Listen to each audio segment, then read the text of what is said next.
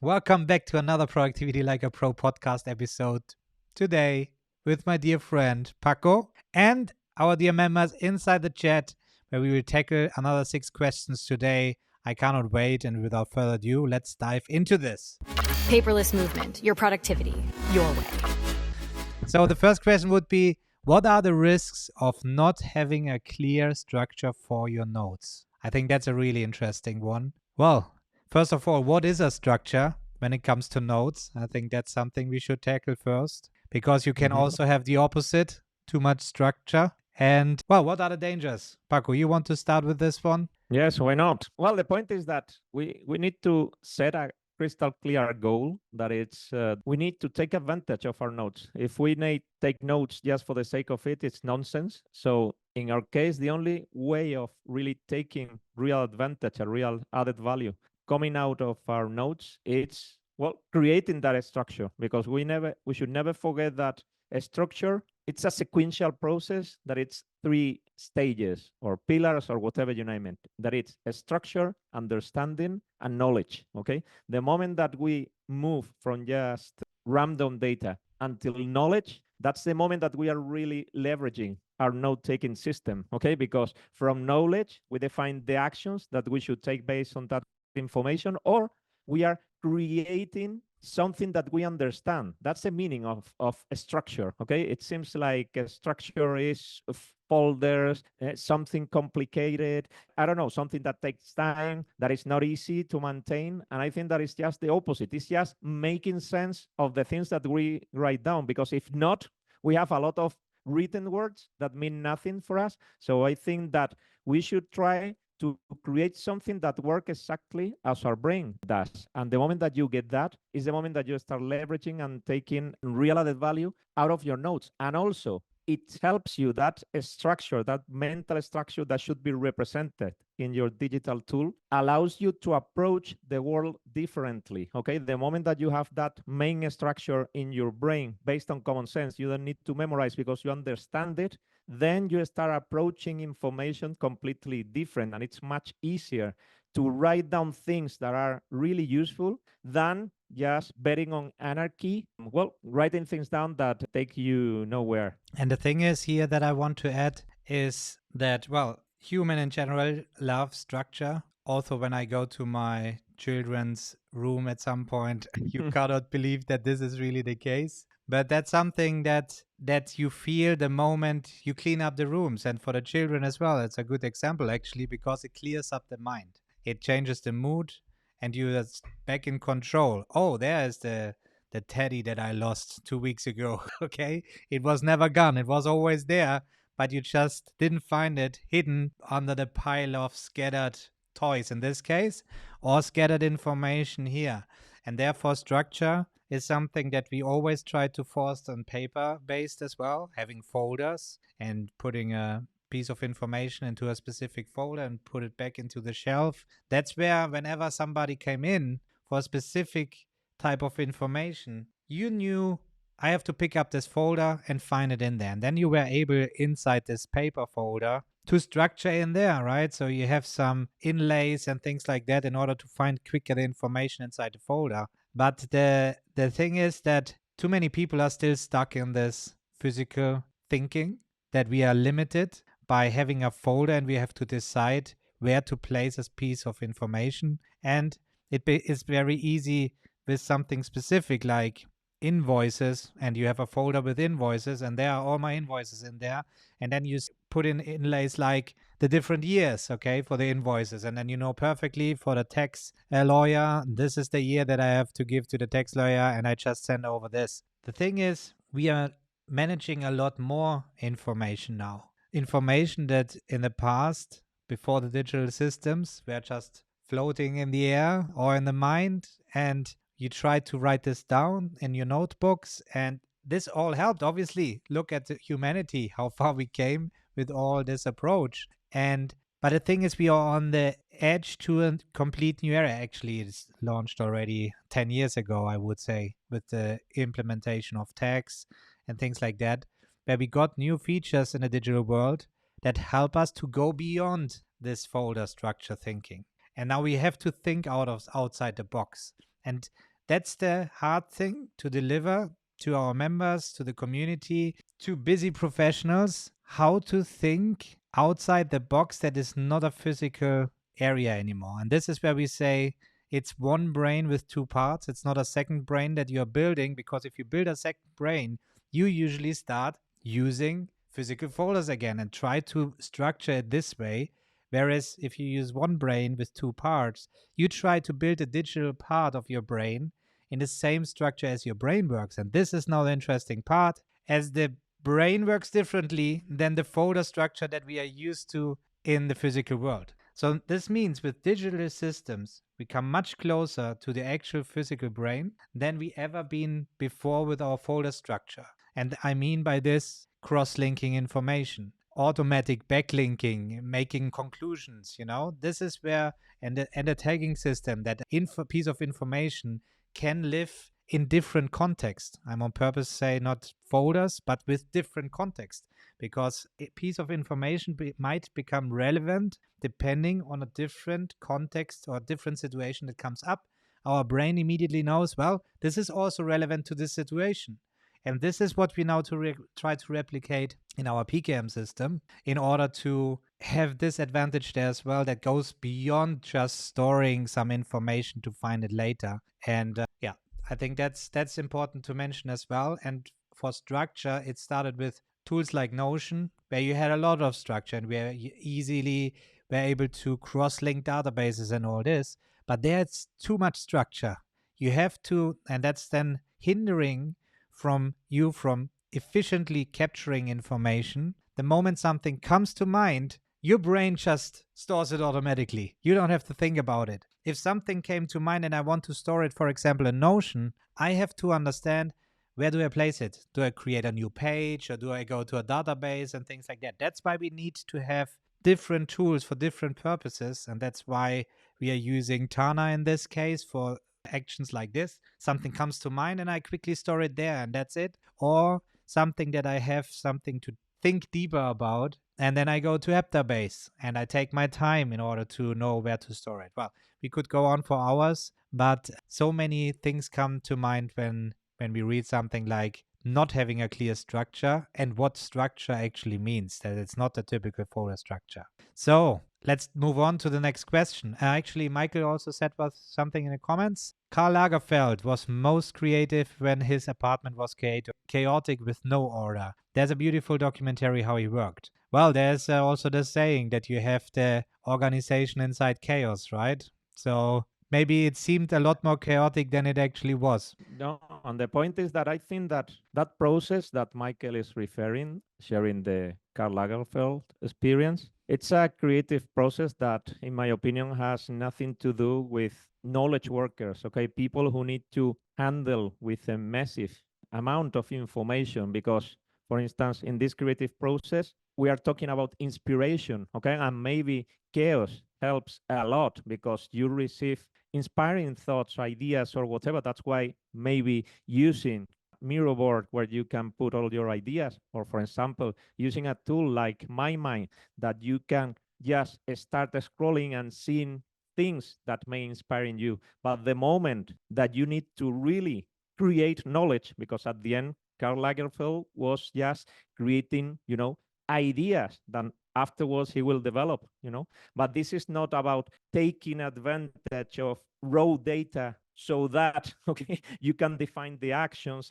I think that we are talking about a different mental process, as Michael is agreeing in the chat. And I think that we need to differentiate. And also something that I always try to defend is that people think that creative people live in chaos, and that's not true, okay? If you read biographies of Picasso, Mozart, Bach, they were people with a lot of structure. That doesn't mean, okay, that they use chaos or anarchy to find inspiration, but the moment that they put the effort and really want to bring real added value outside of their work, they use a standard, okay, a workflows, a process based in pattern system, how their brain works. And I think that that's something that it seems that as we consider artists or that part of people that create real added value, okay, because they create amazing things coming out of their brains, it seems that they are following the exact same brain processes, for instance, in knowledge worker. And I think that the moment that you start comparing that, and also when you go deeper into the lives of this type of people, you can see that they were not so anarchic people, okay? And they trusted a lot in procedures, process, and well, what's even beyond that, it's methods, consistency, and all that type of things that it seems that they never were. But the moment that you see and study the huge number of things that they never publish, okay, because we only know what the things that they publish, but they didn't publish a lot, and it was because of a huge system that was delivering content with consistency. And I think that that's important to mention. Yeah, and Michael confirms that. I'm extremely creative and I need both chaos and structure to maintain creative. It is about what sort of creativity do you need. It is all about patterns and systems. Very true, Paco. And Adrienne says, Paco, great points and clarification regarding creative process. There were processes and workflows to bring the ideas to the market. And I think that's important also when it comes to tools. That's where we say, we are using Miro for brainstorming. We're going there. That's a mess on the board. We don't need to make it look fancy as you see it. And by the way, it's also something I see a lot on YouTube when you have these fancy notes from the students when they show how you can make beautiful handwriting and all these things. And when they call me out, when they see my scribbles that I do on Apple Notes, who cares?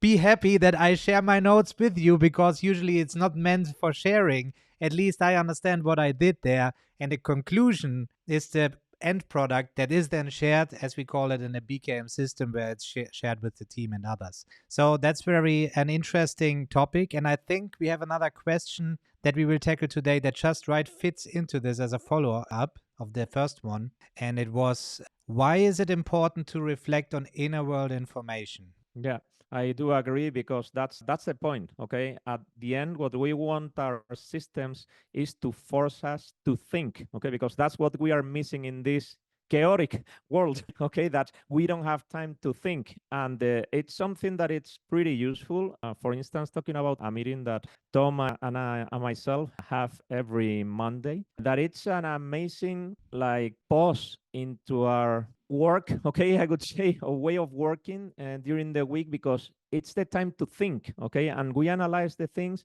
reframe anything that needs to be reframed, and also set again crystal clear and well-defined path for the whole week. I think that those moments of sitting down, pause everything, forget about project management or whatever, and just check the main points and define a clear strategy, that's amazing. Also, the journaling process, that it's something that we've always bet on. The moment that you are able to reflect about things, about feelings, about whatever, I think that those are moments I could consider very pleasant moments for any of us who are busy professionals who need to deal with anxiety, stress. And the moment that you take a step back, analyze the situation, you start to reframe your reality, to be conscious of the real important things, to forget about things that maybe they had a great impact in you because of feelings or whatever.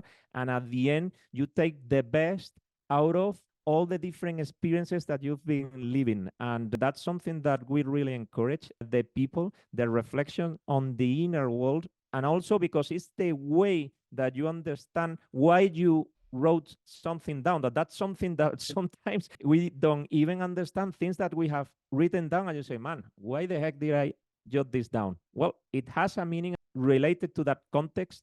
And the moment that you pause and you start analyzing is the moment that you decide to forget and just store in case you need it, reject, or taking action into that thing that you have decided to store, to make it something useful. That, as we always say, it's our obsession, okay? I think that we should be obsessed with doing things that we consider useful, okay? Because that also gives meaning to our assistant, to our work, and to the things that we do. By reflecting on them, we can quickly clean things up and also be 100% focused on the things that matter.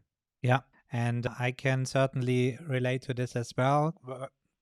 Back in the time when I was working in corporate and some difficult things happened, discussions or misunderstandings, things like that, I always first wrote this down. And it's beautiful, by the way, as we are using day one, and I'm using it since 2015. Man, it's unbelievable. It's nearly 10 years of Yeah. information that I stored in this day one.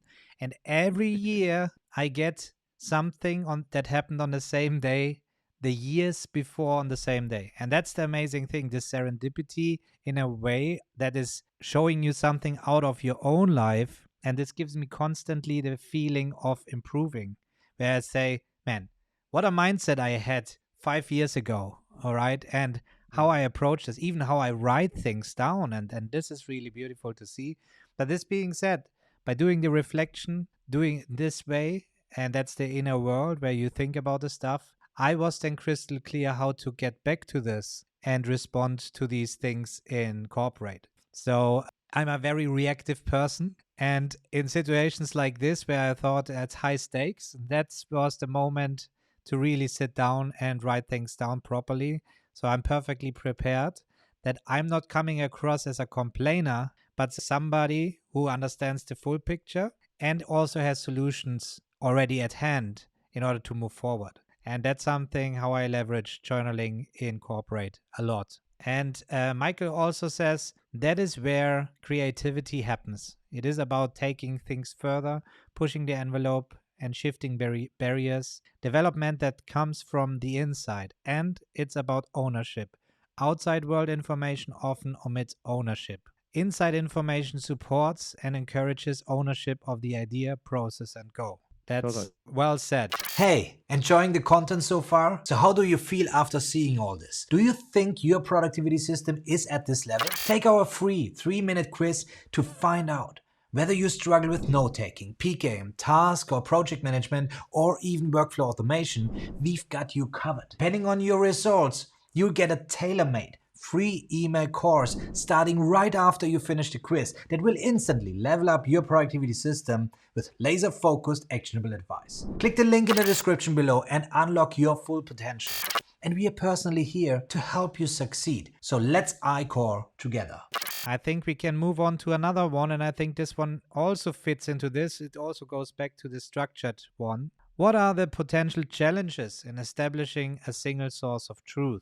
And that's something we cannot talk enough about, the single source of truth concept that we have in ICOR and the Paperless Movement, that we advocate so much for. That first, getting the mindset out of your mind that it is just one single place to find information. That's the misunderstanding. A single source of truth simply means that there's one place that might be within other places that is the single source about a specific topic. So a task is a single source of truth itself for all the information that is relevant to this task. So that's how you can build up a perfect project management system where people don't have to search for information in order to get things done. The main problem still nowadays where people interrupt others to ask for information, search for information a long time the moment they start to work on stuff, while establishing the single source of truth mindset, these tasks get already enriched with relevant information over time, long before the person even starts working on the task. And that's the beautiful thing about this. So this means, do I need now to, whenever something comes across, to store it inside the task and nowhere else? Because it makes also sense to have a Google Doc there and something maybe on Heptabase. And yes, do it, put it. It doesn't mean that. It doesn't mean that everything goes in there. It can go in all the other places, but then link out to these places from the task as your single source of truth.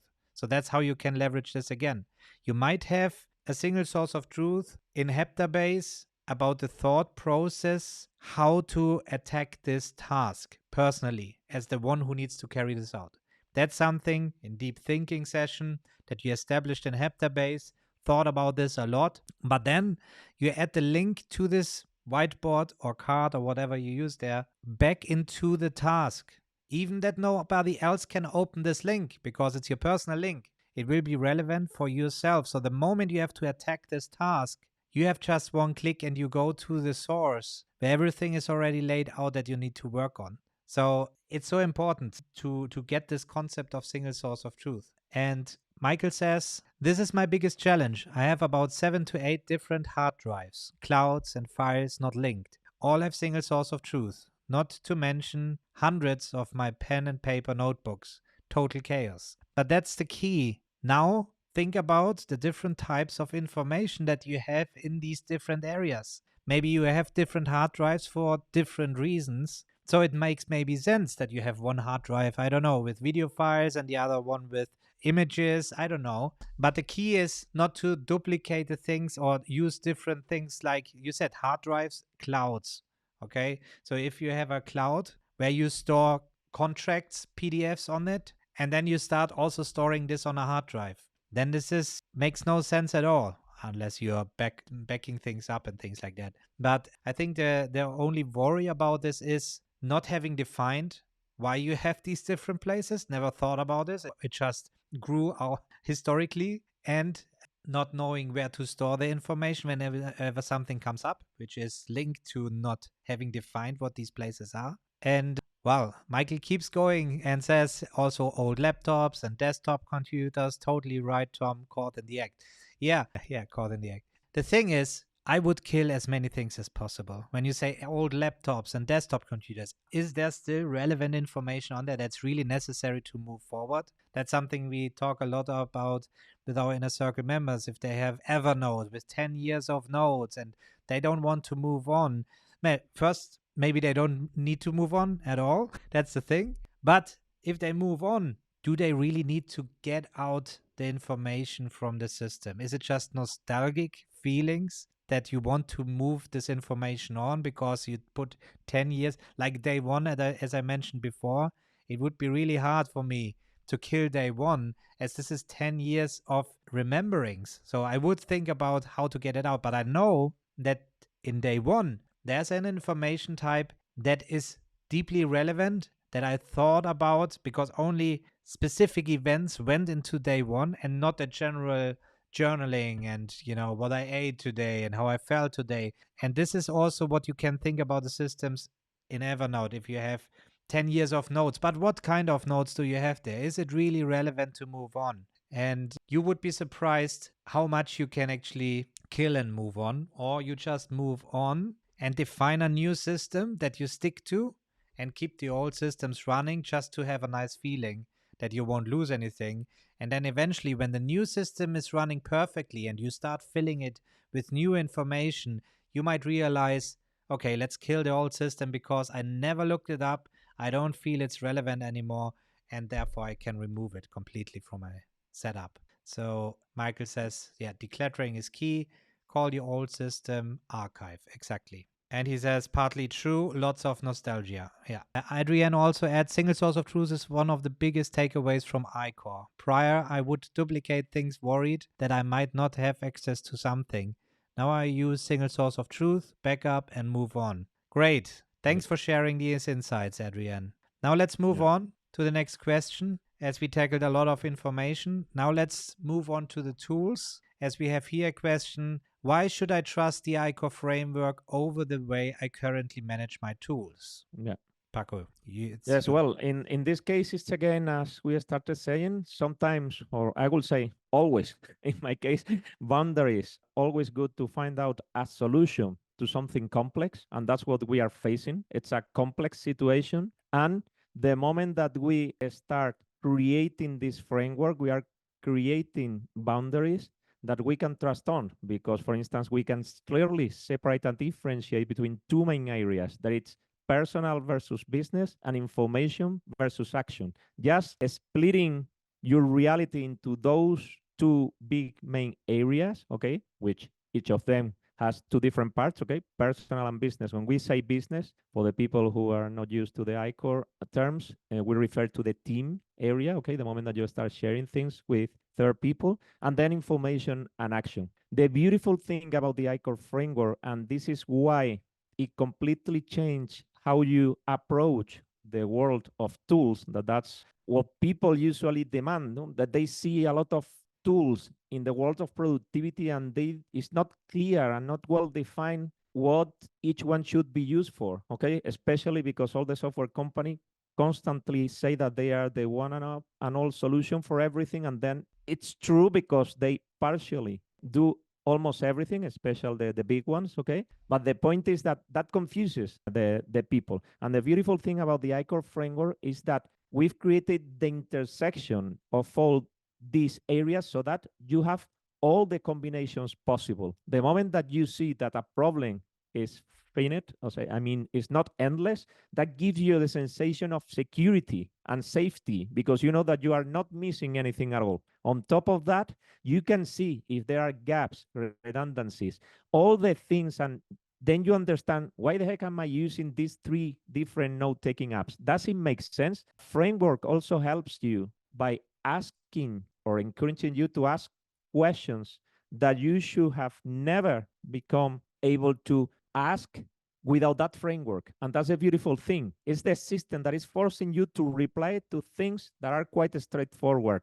And also you will see the gaps. If you have areas, imagine that you have nothing talking about information in relation or related to your team, then you need to find solutions. This is how you guarantee that your tool stack makes sense. It's the best one possible. And guaranteeing that, I think that that's kind of release for the people. Instead of just going out there, grabbing tools, again, anarchically, okay, without any concept behind, without any knowledge, just for the sake of it, maybe seeing the features, that's something that it's quite annoying and complex. The moment that you start seeing all the features that any tool has, well, it's pretty difficult to create differences, to see how they fit into your workflows. And then by using this tool, the ICOR framework is the best way possible to guarantee that you approach the world of tools in a completely different way. And I think that that's what it gives, okay? It gives the sensation of control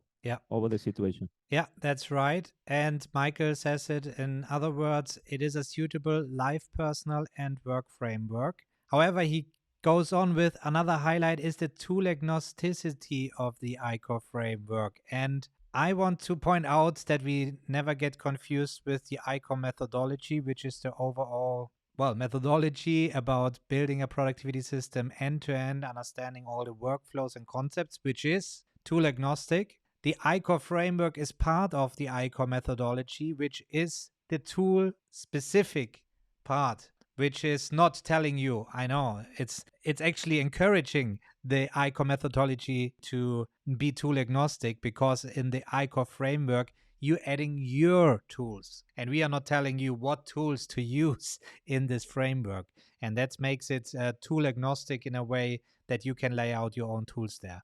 So that's important to point out, because I saw this several times that people refer to the ICOR framework when they actually mean ICOR. And ICOR framework is part of the ICOR methodology. Great. Let's stay with ICOR. And there's another question, as it says, can ICOR help someone who has already tried multiple productivity systems and failed? And there, as I just mentioned, now we're talking about the ICOR methodology. And the ICOR methodology consists of the ICOR journey, where we go through productivity end to end. And therefore we tackle with ICOR digital note-taking, personal knowledge management, task management, which these first 3 personal areas of your productivity. And then we move on to project management and automation and workflow optimization, which is the part where we refine the overall system. We talk about team communication, and that's the business part, or the team part of ICOR. And just by going through this end to end, we tackle everything that we ever encountered in our own businesses and our own experiences, but also with thousands of our members already. This is the conclusion. And we never came across anything in any industry that we weren't able to tackle with ICOR, because it's so flexible, and we are not forcing you with ICOR to use specific tools or specific behaviors that people need to learn. What we do with ICOR is we are using existing things that are common, based on common sense. For example, words like projects, tasks, notes, okay? Everybody uses this on a daily basis. Priorities is a good one as well. We are using these words on a daily basis in any business, but we rarely see that anyone defines what this actually means, especially priority. What does it mean if you set a priority high? And that's where ICOR comes in. It gives you all these definitions and the concepts behind it,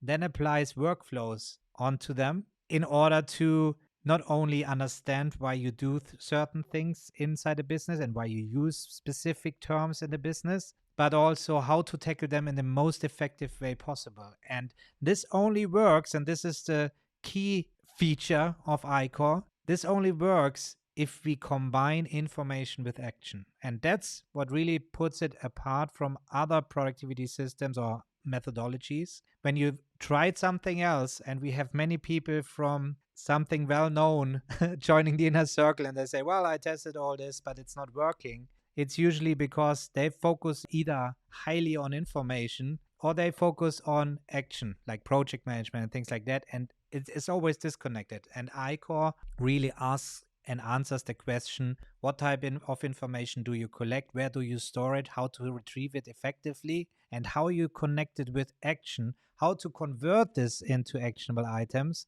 and get the most out of it this way. And then you understand the processes in your productivity system, which then highly effectively allows you to optimize this and even automate these processes. There's no limit to the top when it comes to further optimizing, but usually just the beginning, thinking about the information and finding it when the action needs to be done. This increases team performance big time, as I did in my own team back in corporate, up to 60% with the same headcount, just by giving people the clarity where to find information. It's insane. And that's something that we repeated with our inner circle members and all the coaching and clients that we had before that. So we know it's a business proven methodology compared to others that we try to implement first ourselves. I mean, the ICOR was developed out of the needs to find something that actually works in a business environment. And there was nothing as comprehensive there as ICOR. And well, it took a decade to develop the whole ICOR methodology to the point as you know it now. And the book that will be published provides the comprehensive information about this as well. So Michael says here, what I have learned is that you need to be clear about what you want to achieve first with a specific workflow. What is your end goal? This is so key. And Michael also says, sounds simple, but needs a paradigm shift in thinking, Tom. Yeah, it does. But we believe that ICOR is not telling you you have to think completely differently and you have to train and getting brainwashed or anything like that, but to think about your environment at work and think about what happens around you and there look at the definitions and try to understand and give it names and apply the concepts and workflows from ICOR to existing elements. So what we really want to avoid is telling you, okay, you have to use this tool now and you have to have complete new methodology where you like, you know, the Kanban board or the sprints from Agile and all these things where you interrupt ongoing workflows that teams work for years already. Then somebody comes in with this methodology and say, now we work completely different. ICOR is not this way. ICOR comes in and looks at what are you doing now, give you the perfect definition and the understanding how to consolidate everything, and then how to maximize the optimization of your existing processes, who have very different ways of working and doing things. And Adrian says, keyword think, lol, not for the faint-hearted. Yeah, well, Michael says the challenge is with the different clients, but that's where we are so confident. It doesn't matter. We worked with so many different clients. Now we are in the 7th cohort of the inner circle, and we applied this in the direct coaching. And that's why the direct coaching is so important, because there you talk about the subtleties, about their specific business setups and work environments and team constellations, the industry and so on. But we never came across a situation where ICOR wouldn't work. And that's just a fact. I would like to add that, well, in fact, the most common situation that we face is helping busy professionals that have tried multiple productivity systems and failed. Okay, yeah. That's the most common situation that we face. And I think that ICOR works because we've gone to the starting point of everything, that is understanding first off what a system is and then what productivity system end-to-end means, because I think that the moment that you really understand what a system is, then it's the moment that you start, well, much easier digesting the ICOR concepts and everything, because that's the main concept of everything, understanding that it's behind a system that you can trust on, how you can really become productive and create something that really works for you instead of the opposite. Not that it's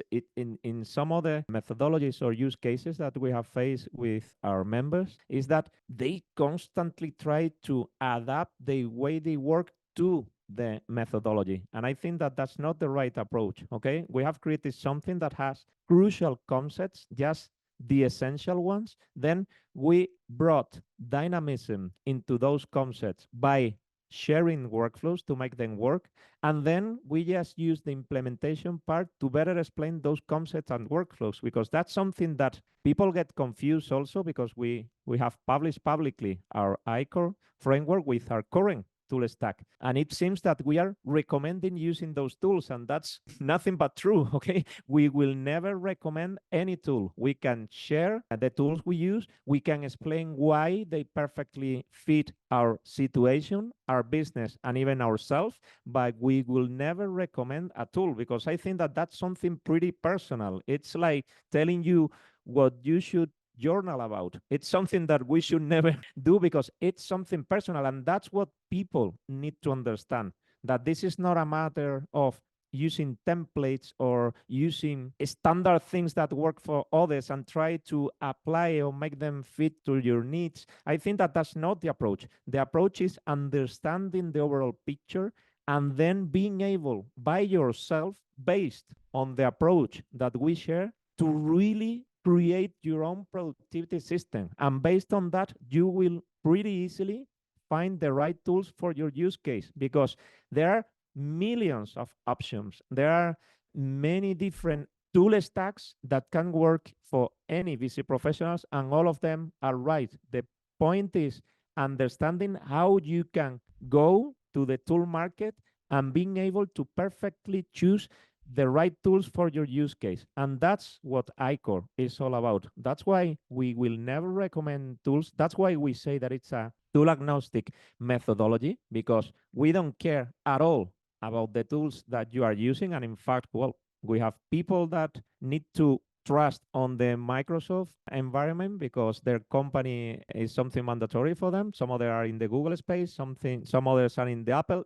Some of them are combining all of them. So it doesn't matter, because it's about concepts and workflows. And then no matter the tool that you are using, you will be able to implement them in the best way possible. And that's something that we are constantly confirming day by day, not only by the inner circle cohort members, but the whole members inside our membership, and also all our followers, that just by understanding this concept, they are able to make some different approaches to the tools that they are currently using in a totally different way. 100%. And Michael says, thanks for making that clear. Also, Sansama is changing my life, but I get the message. And the thing is, the tool stack that we are using is something that was established over years of testing tools and applying these workflows. And the tool stack that we have is, well, it's beautiful.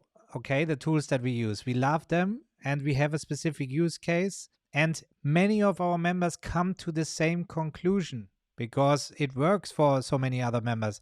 Many members start using Heptabase for deep thinking, but even when we say we are using Tana, then people say, well, I need to use Tana and Heptabase now. And we say no, because it's confusing. If you even don't know where to store information, then using both just confuses you again, because you think about, should I place this in Tana or in Heptabase and things like that.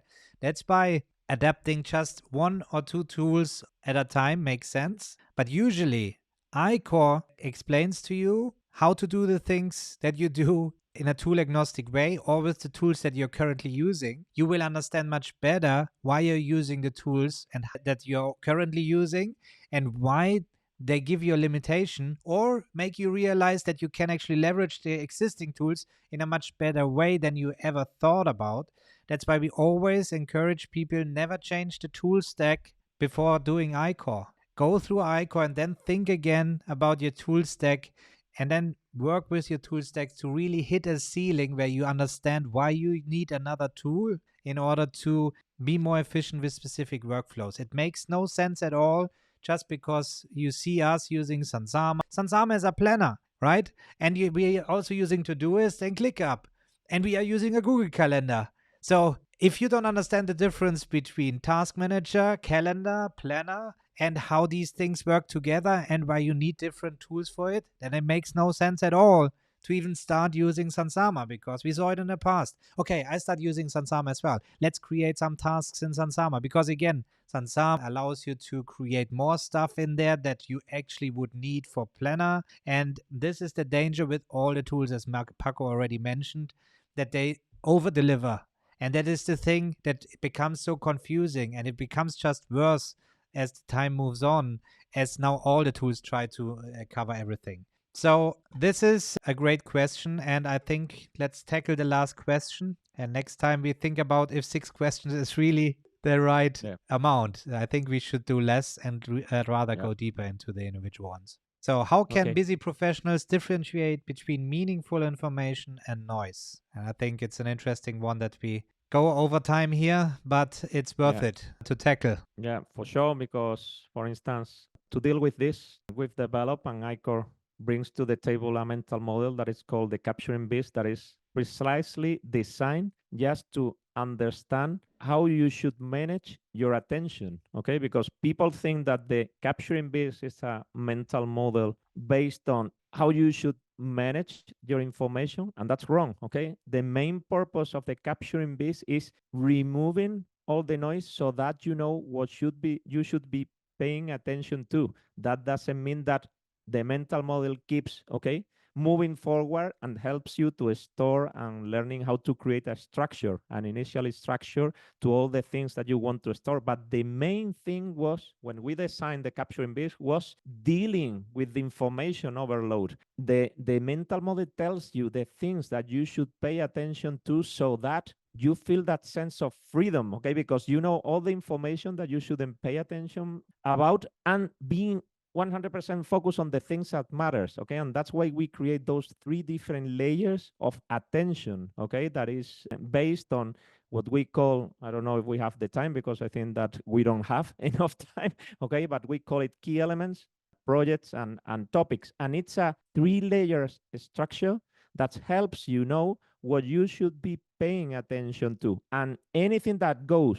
beyond those different layers, you can forget about it, because it's not crucial for you. Because even with these 3 layers, you will have a lot of information to deal with, okay? So imagine if you add to the equation the rest of information that is constantly bombarding us. And I think that that's pretty important, because there's a specific mental model to do exactly that, okay? Helps you differentiate between meaningful information that will make you grow, that will make you achieve your goals, that will make you complete your projects, instead of paying attention to all the noise that we are constantly suffering. That's why we say that ICOR is fully pragmatic, and those are things that you can implement immediately. The moment that you understand the capturing beast, and we make our best, okay, to help you understand what's going behind all these things, because this is complex, okay? Look what we are defining here, clearly differentiating between meaningful and noise, okay? So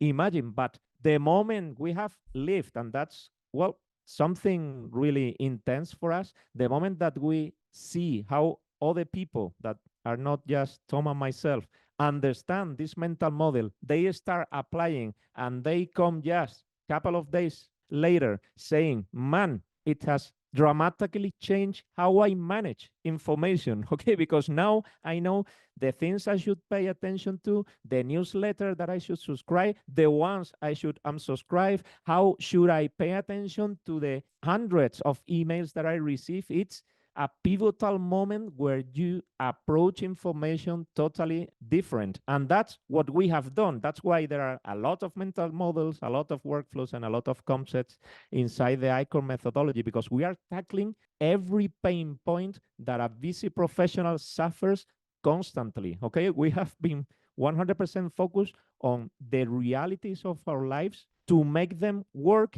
and improve. And I think that that's a great example of how pragmatic ICOR is. Yeah, Absolutely. And I just want to mention something again in this context that we talked about in the other question is about how we have to change our mindset compared to the past when we've been in the physical world and things were a lot slower going on.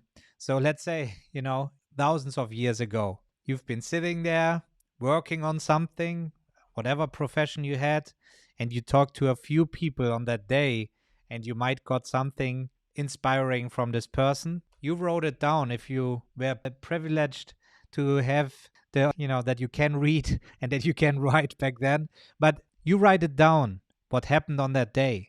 That was an amount of information that you were able to digest and put down. Now, fast forward, we don't even have to go thousands of years ago back. It is enough 100 years ago without the internet, all right?